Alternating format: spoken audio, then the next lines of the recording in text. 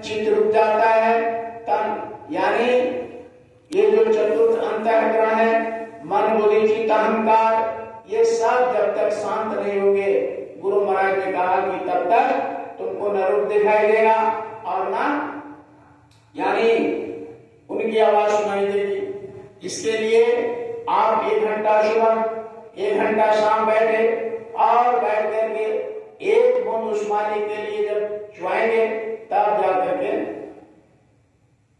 मालिक मिलेंगे, मालिक का दर्शन होगा, उनके शब्द सुनाई देगा।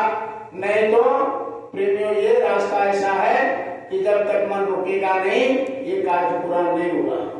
तो मन को रोकने के लिए गुरु ने कई एक तरह का सेवा बताया, तन सेवा, मन सेवा, धन सेवा, इससे शुद्धिकरण होता है। हमने जो खाना खाया, हमने जो काम किया उसको शुद्धता के साथ करें। जब हमारा क्रियाकलाप शुद्धता हो जाएगा, मेरा मन वचन कर्म ये सब पाक साफ हो जाएगा, तब वो प्रभु खुद बैठ जाएगा। जब तक हमारे दिल में छाल प्रपंच चंटाई और चलाकी रहेगा, कभी वह शब्द नहीं उतरेगा, कभी वो प्रकाश दिखाई नहीं देगा।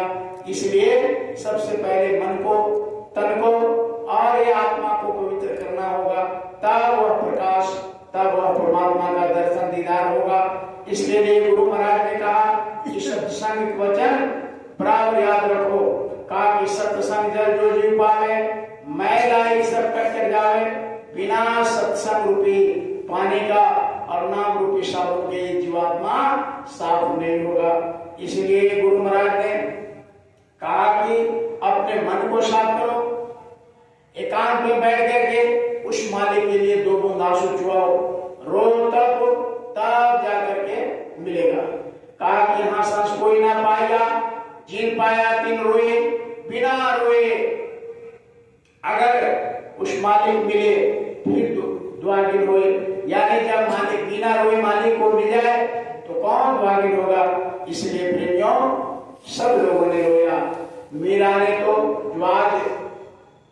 जो मीरा के गुरु का यानी रविदास जयंती है, मीरा ने अपने, अभी आपने सुना प्रार्थना में कि एक टकटकी लग पंथ निहारू, भय चामासी रहे, दरस में दुख न लागे रहे।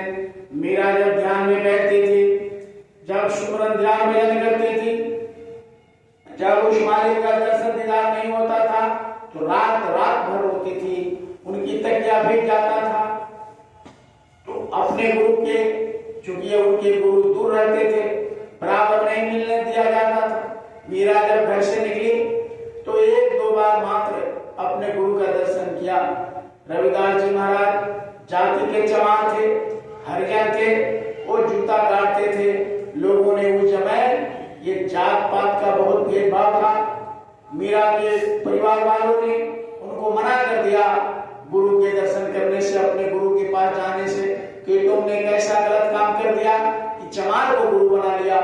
मीरा कहे कि जात पात पूछे नहीं कोई, हरे के भले सो हरे को हुई। जो भगवान को मिल लेते हैं, जो भगवान का दर्शन दीदार कर लेते हैं, उनमें और परमात्मा में कोई अंतर नहीं रहता है, कोई जात पात की जरूरत नहीं होता है। लेकिन उनके देवर जो थे राणा और ननद उदोबाई, दोनों ने मिली करके मीरा को ऐसा उनको लगाम लगा दिया कि आपको नहीं जाना है। यानी कभी कभी उन्होंने तकलीफ में आकर मीरा को बहुत तकलीफ देते थे लोग, घर के परिवार के लोग। धीरे धीरे ऐसा हुआ कि लड़ाई के मैदान में उनके पति भोजराज मर गए, कुछ दिनों में उनके ससुर भी मर गए। अब राणा और उसके जो ननद थी उदोबाई, दोनों ने मिलकर के उनको बाहर जाने से मना कर दिया। आप गुरु के दर्शन नहीं होने से रात भर रोती रहती थी, दरस भर दुख न लागे ने, तकिया भीग जाता था उनका रोती रोती। तो इस तरह से प्रेमियों ये संत मत है, इसमें मालिक के दर्शन दीदार के लिए अगर आपने उस मालिक के लिए थोड़ा सा मेहनत किया और अपना आंसू चुआए तो मालिक बर्दाश्त नहीं करते हैं। मीरा ने इस तरह से रात भर रोई, तब जाकर के उनके गुरु ने उनको दर्शन दिया, नामदान दिया और कहे कि बेटी हम दूर है कोई बात नहीं है, तुम बराबर याद करते रहना, हम तुमको सहारा देते रहेंगे। तो इस तरह से मीरा को ज्यादा दर्शन अपने गुरु का नहीं हुआ, लेकिन वो इतना तड़प से विरह से वेदना से साधन भजन किया, इतना साधना की कि गुरु ने उनकी दरवाजा को खोल दिया, उनके यानी दिव्य नेत्र खोल दिया और उस मालिक का दर्शन दीदार करा दिया। जब इस तरह से बहुत बड़ा फैलाव हुआ, धीरे धीरे जब उस एरिया में पता चला कि मीरा के गुरु बहुत पहुंचे हुए हैं, तो इसी तरह से राजा महाराजा उस समय के जो थे उनको लग हुआ कि चलो भाई ये रविदास जी महाराज का नाम सुनते हैं, चलो थोड़ा सा मिला जाए। तो महापुरुष संत के दर्शन के लिए ये राजा उस समय के जो थे, अब उन्होंने जब निकला तो उनके अंदर आया कि भाई मैं चमार जाति से मिलने जा रहा हूं, सुनते हैं बहुत विद्वान है बहुत। तो उन्होंने कहा कि दिन में जाएंगे तो लोग देख लेगा। अब लोग लाज के कारण शाम को उन्होंने निकला, जैसे थोड़ा अंधेरा हो रहा था। रविदास जी महाराज भी वो बहुत पहुंचे हुए संत थे, उन्होंने दिव्य नेत्र से देख लिया कि राजा आ रहा है। राजा को बहुत बड़ा काम रहता है, दिन भर उसको काम रहते राज चलाने का, राज में क्या हुआ नहीं हुआ, कहाँ क्या जरूरत क्या हमें जरूरत है, ये सब दिन रात लगे रहते सेवा में। तो उन्होंने कहा कि राजा है तो उसको डायरेक्ट कोई ऐसा कृपा कर दिया जाए ताकि उसको सुबह ध्यान भजन करने का मौका मिलेगा कि नहीं मिलेगा। तो उन्होंने सोचा कि दया दे देते। जब राजा आया तो उस दिन रविदास जी जूता काट रहे थे, वो तो पहले ही निकल जाते थे, लेकिन उनके अंदर में ये दिव्य नेत्र से उन्होंने देख लिया कि राजा खुद आ रहा है। तो उन्होंने थोड़ा लेट से काम करना शुरू कर दिया, लेट तक काम किया। जब रविदास जी महाराज के पास राजा आए उस समय के, तो कहे कि राजन बताओ कैसे आना हुआ।